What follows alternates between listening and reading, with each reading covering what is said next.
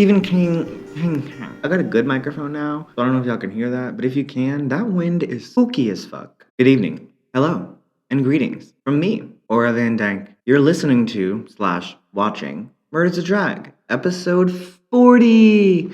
Woo! It's not 40 videos though, so we'll have to do a different. If I would have started this as a video series, things would be a lot different, huh? 40 podcast episodes, 40 episodes of Murder's a Drag. Put that in your pooper, I'm glad you're sticking with me through this. I wouldn't have if I was on the other side of the screen, so I'm so glad that you have. I've got a bunch of downloads, 250 in the past 30 days. That's great. Wonderful news. I love that. I didn't know my podcast was that popularly listened to, so I'm glad that we are at that point. How are you out there? I'm so sorry that I ask you so many questions. I feel like a dentist, like my hand's in your fucking mouth. Like, how are you supposed to answer me? I'm not there. I'm there in spirit, so if you want to answer, you can answer. I started my show a lot longer than 40 weeks ago in my little corporate job back in North Carolina, looking out that window every day, contemplating shattering through it and running to my car. And here we are. I did it. I did exactly that.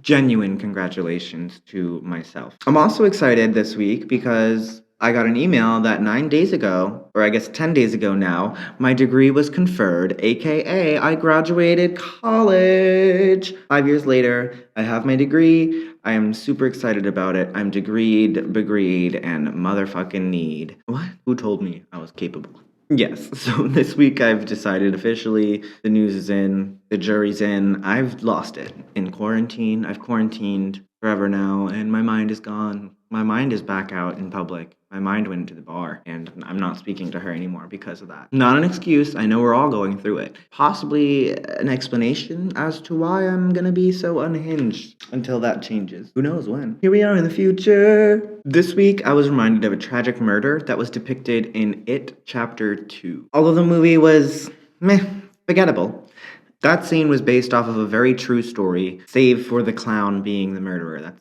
obviously not what happened. Adrian Mellon, the character in the movie, is harassed, attacked, and thrown off a bridge by 3 teenagers. And that's the true part of the story. Adrian Mellon was, in all reality, Charlie Howard. And his case is quite heart-wrenching. Now, I'll be entirely honest. The English major in me loves Stephen King. I love the way he writes, the almost unnecessary descriptiveness of his writing, the world building, the character development. It's all like some of the best. But the sex, the rape, the molestation, all of that is just, it makes me very uncomfortable. It's like content warning could have been published at the beginning of the book. Like it gives me very mixed feelings. But at the end of the day, I like him. I appreciate him. You're wondering how I felt about that. If not, fuck you. You should be wondering because you're here. And if you're not, then I don't want you to be here. And you've now personally hurt my feelings. And I think maybe that's the point of his writing, to like evoke that disgust in you, and that like, I just think of the scene from Gerald's Game all the time. And I'm not going to explain it. I'm not going to describe it because if you know, you know. If you don't, you don't want to. And it's real. It's something that really happens, and it happens often, and it's a taboo subject. I think the taboo of it all is the reason some of these survivors never come forward and never tell their stories, because they're just like, oh, that's gross. Like, well, yes, it's disgusting, but maybe we should talk about it, open up a dialogue so that people can be honest about the things that they experienced. I'm sorry, I'm rambling. I'm gonna stop. I'm gonna get back to the story. Stephen King evokes a lot of feelings and emotions in me. That's why I like it. One of those very uncomfortable, thought-provoking scenes being the murder of Adrian Mellon in both the novel and the new version of It. And that scene's written into one of the most, if not the most famous Stephen King novel. And we all know that those things sell like hotcakes. So this was important for him to write about, and I'm glad that he did, and he chose to write about it. And I'll mention now, for those of you who don't know, Stephen King is from Bangor, Maine. That's his hometown. That's kind of important. I also kind of gotta mention that there was this possibly inappropriately titled, just based on the manner of Charlie's death, it's a poem written by Mark Doty titled Charlie Howard's Descent. I don't like the way it's titled. A little dark for me. But hey, that's poetry. That's art for you. Anyway, Stephen King did a great job depicting it, like I said, evoking that sense of dread, suspense, tragedy, heartbreak, all of it together. It was a good way to depict the murder. There's nothing really good about the murder, but it was a good way to get people talking about it. And it certainly reminded me of when I read about the case for the first time. The real Adrian Mellon, aka Charlie Howard, I guess that would be the other way around. You guys know what I mean. Charlie was born January 31st, 1961 in Portsmouth, New Hampshire. His parents parents wanted to have a kid, so they did. That kind of a deal. I personally was a surprise. Sorry, Mom, for sharing that to the public, but I like to say accident. She likes to say surprise. So his parents were very loving. They nurtured him. He didn't have a shitty childhood. Luckily, he was able to grow up and be a happy kid. Unfortunately, Charlie was born with very severe asthma and he breathed with a little bit of a wheeze. He wasn't able to participate in sports or be very active, which didn't get him down very much, but it did cause him to suffer through a lot of bullying in school. And school was really shitty in the 70s, to be honest, and you guys know that. And it wasn't fun from what I've read. And I'm sure you can vouch the same. It was shitty. And I'm sorry that you guys had to go through that. I would not have. I would have personally been the one who did not go to school, which is kind of what I did when I got into high school, but that's not important. So Charlie suffered through that bullying for a few years. He didn't have to deal with it for very long because he ended up moving to Maine, a little town in Ellsworth. Not a little town in Ellsworth, a little town called Ellsworth in Maine. Basically, Charlie was slowly making his way towards the more populated area of his state. And like most gays do, he was flocking to the crowd. The bigger the population, the more chance there is to be more gay people. That is the only logic behind that, if anybody was ever wondering why we all moved to bigger cities. There's more gays there. And I mean, neither Ellsworth nor Bangor were exactly the best places for Charlie to be. I can't imagine that anywhere in Maine is exactly the most liberal or gay-friendly place to be. But Bangor specifically, I mean, there's a fucking Paul Bunyan statue in the middle of Bangor, and Paul Bunyan was not a real person. So that is the ideals of Bangor. That is a good representation of small towns in Maine. And that's where Charlie was making his way to. The Ellsworth is not quite Bangor, but he's getting there. He's getting towards the biggest population of his immediate area. To make things worse, Charlie had accepted his sexuality, discovered it, and come out of the closet. So he was receiving harassment, homophobic slurs, all of that good stuff that comes with being a gay person in a small town. And he was dealing with that on top of moving and trying to geographically find where he belongs, as well as,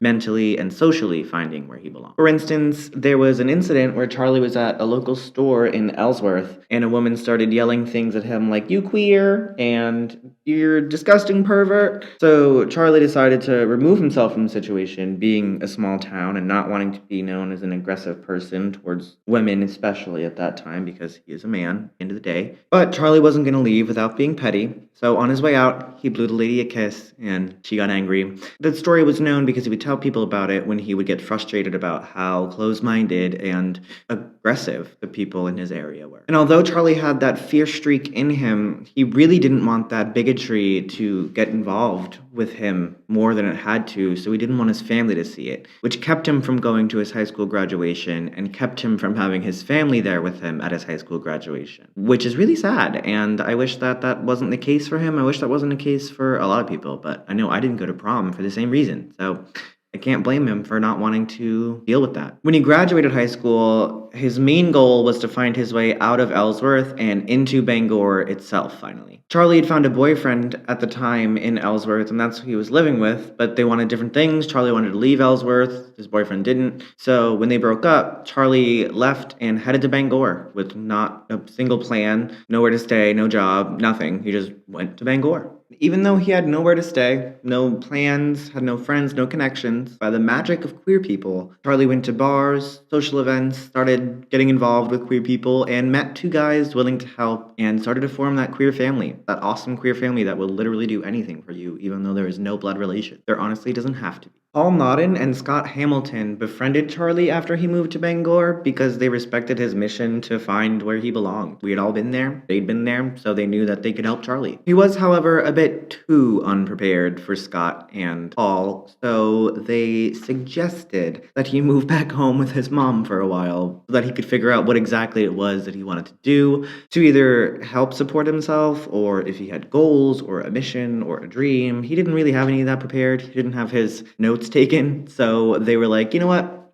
You're welcome back after you go figure your shit out a little bit. So he went back to Ellsworth and back to the community that he knew. He was still hanging out with LGBT people, just not in the same capacity that he would prefer to. He started exploring who he was. He would put on makeup and jewelry and do what he referred to at the time as sissying up. Go off, sister. Love it. He was kind of learning that he was a very feminine person. He wanted to get in touch with that feminine side. But he was also learning that there was a very marginalized side of his community. He'd experienced homelessness for such a short time, but there were people who experienced homelessness all the time. And he was inspired to help and get into activism and start getting involved with programs that he knew existed back in Bangor. So Charlie moved back in with Paul and Scott and decided to get actively involved in the LGBT community of Bangor. Charlie found a program through a local church in Bangor called Interweave, which focused on mingling allies and LGBT people together and mingling the queer community in with the rest of the community of Bangor and trying to take away the stigma of being gay,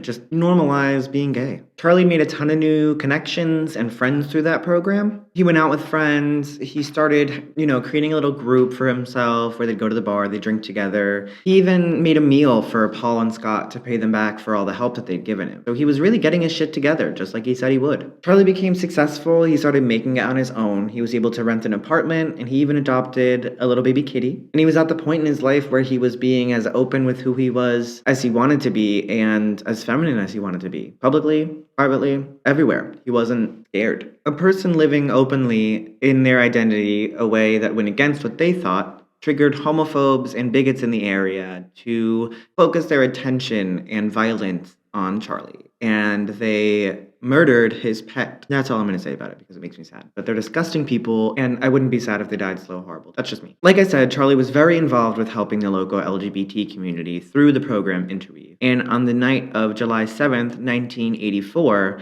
Interweave was holding a potluck for the local community to come and have a meal together, socialize, and have fun. Charlie was with his friend, who could have been his boyfriend at the time. I like to think so. But it was never made completely clear, and this guy kind of ended up disappearing after all of this. But Roy Ogden was walking home with Charlie when, meanwhile, 3 pieces of shits were driving a car with girls. Said piece of shits are James Baines, Sean Mabry, and Daniel Ness, 15, 16, and 17, respectively. They're all driving around with the girls. They're being toxic, masculine teenagers. When they come upon Charlie and Roy, they decide that they want to try to impress these girls or just be straight evil. So the boys jump out of their shitty car and start harassing Charlie. And yes, at this point, Roy is still there, but the target of their harassment is specifically Charlie because he's feminine, he's known around town, he's the town's target, essentially. They started kicking and punching Charlie until he was on the ground, and the whole time Charlie was telling them and begging to please stop, I have asthma. And they weren't listening, and they continued to beat him, and instead of heeding his cries for help, they picked him up and threw him over the edge of the State Street Bridge into the Kandusky Creek in Bangor, Maine. They got back into their vehicle, peeled out of the scene, leaving Roy Ogden standing there, his friend having just been tossed into the river like a piece of trash, alone. Roy ran to a nearby intersection and pulled a firebox alarm and waited for help to arrive. And no doubt, very traumatized, save for some police questioning, Roy Ogden disappeared from my research. I wasn't able to find anything about him after this. Search and rescue efforts start immediately after law enforcement arrives to the State Street Bridge, and 10 minutes after midnight, Charlie's body is found floating in the 3 feet of water,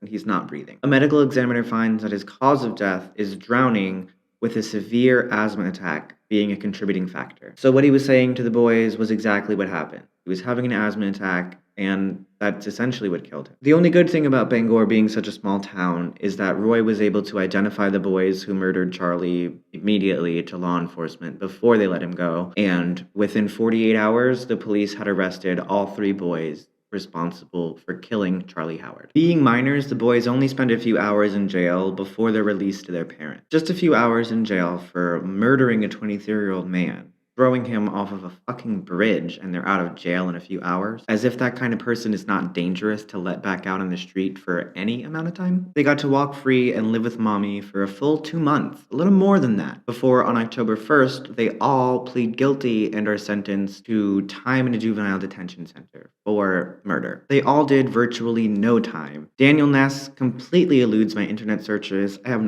no idea how much time he spent in prison, if he died in the juvenile detention center, if he's just genuinely disappeared into thin air, which I really fucking hope so because he sounds like a terrible person, and I hope that nobody else had to cross his path while he was alive. James serves only 2 years for throwing a man off a bridge and murdering him, and then Sean Mabry serves even less than that, 2 months shy at 22 months in juvenile detention center for throwing a man off of a bridge and murdering him. James is still in Bangor to this day, working at a technology firm, whatever that means. And as frustrating as it is, I think he's maybe found some penance in his life or something. He spent decades after murdering somebody by throwing them off of a bridge, speaking at high schools about tolerance and not doing that. He wrote a book. Well, he didn't write the book, but he helped a guy write a book about Charlie's life and even about James's involvement in Charlie's murder. He's taking responsibility, he's showing remorse. He's doing all of the things that a serial killer wouldn't do, so it's hard to just pin him as a terrible person and leave it at that. Although I'd love to, I can't necessarily do that. He even testified to legislature to help pass an anti-discriminatory bill by sharing the story of how he murdered somebody because of bigotry and discrimination, which is a very powerful story, I suppose, to be telling at a testimony in front of legislature.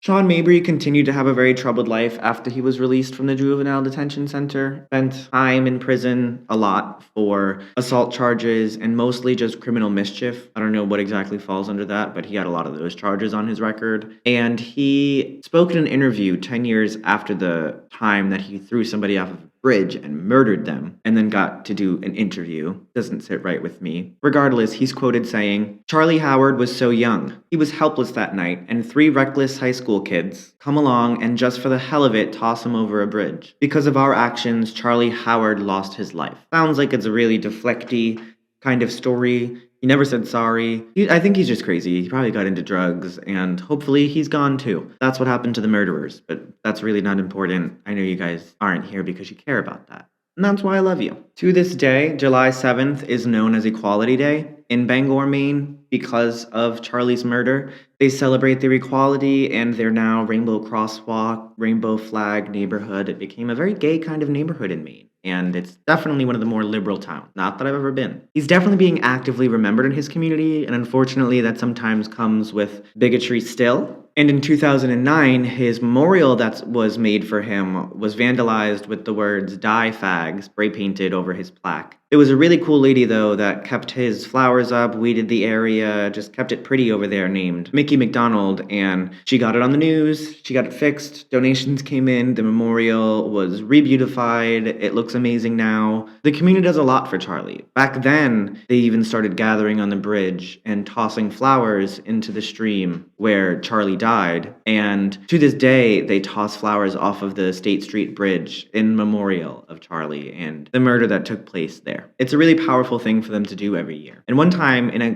kind of dumb interview question, Stephen King was asked if he feels responsible to fix LGBT rights in Maine or in his hometown somehow. And although the question is stupid, his answer I liked. He said, "I don't feel responsible exactly, and I'd never lay that on the community. But it's our town. We live here, which means we have to live with Charlie and continue trying to make it right." Yeah, like I said, dumb question, but I think he answered well. I like that. On that note, time for me to transform a little bit.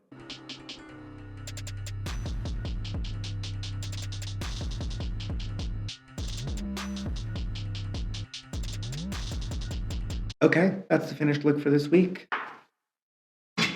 That's the mood because I graduated college, so that's where we're at. I broke the lights behind me when I did that, so that's fun. Anyway, I hope you enjoyed this week's episode. I hope you learned something about the person that most of us saw be murdered in the beginning of a very popular movie, that it meant something, that it was a true story, that even the writer of the book that got turned into the movie knew it was true and wanted that to start a conversation. So here I am, starting that fucking conversation. Let's get into it. Come back every week if you want to. I do this a lot, every week, in fact, and this is the 40th time that I've done that. If I didn't already have a website, that'd be a problem. I do. It's murdersadrag.com. I have tons of merch, tons of designs. You can contact me on the website. You can email me, murdersadrag@gmail.com, at murdersadrag on all social media, at Aura Van Dank for me as a drag queen. I love you a lot. All of you. Every single individual one of you I love with a passion like no other. And I'll see you next week. Mwah.